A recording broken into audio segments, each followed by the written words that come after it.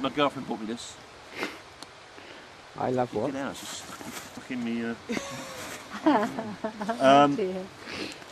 So the stake is good because it stops the tree moving where it goes into the ground, where it would spin around and eventually glaze a cone-shaped hole which would fill full up with water, which would then rot the bottom of the tree. You've done it! What are you putting it in or putting it out? Putting it out. So with stakes, these should go, yeah, with it, and were it tied stronger to the, more directly to the stake, it would be, the stake would have been more effective. And what I use is, you know, roofing batten you put on your roof, tannalised. Yeah. You've always got bits of that kicking around. You can it's tannalised, it doesn't rot.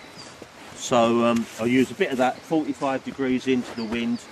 The tree rocks around, it produces anchorage roots. Should we look at the shape of the... Yep. Okay, that's the plum there, isn't it? That's it, Victoria. Yeah, okay. Well, one thing here, look. This here is the root stock coming out of the ground. Can you see it? Oh yes. Yeah. Call them suckers. Yeah. So it's suckering, isn't it? All right, so have it on. Yeah. Do it. You're not getting too depressed when you call. Well, I thought you might commit suicide. Now you just did it.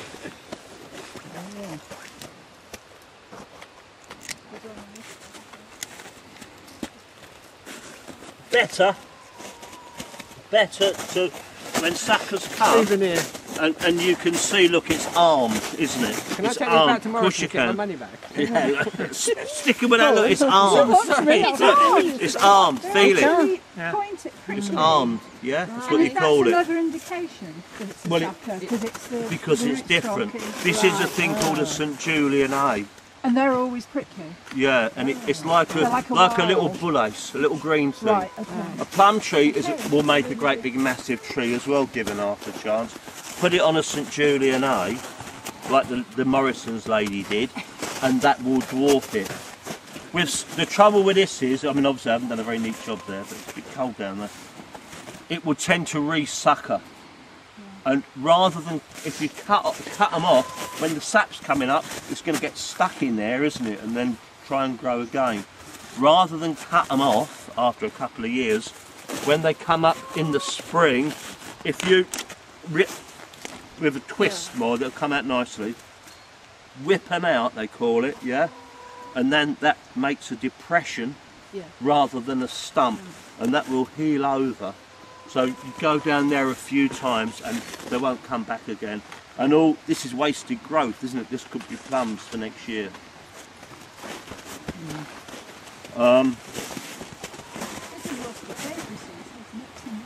Just someone's cutting back, yeah.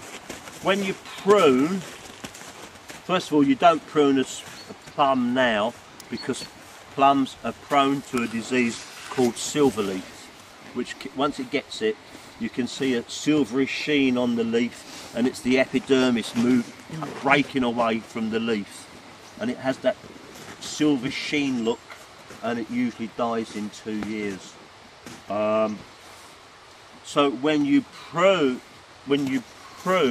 you want the pruning cuts to heal over as soon as possible. So you would prune this tree when the sap's rising, which is early spring. Is that same for dandelions? Yeah. So they're less prone to... Pardon? March. Just have a look at the tree. Once you see a bit of swelling, then do it. So what would you do with that tree once that time comes?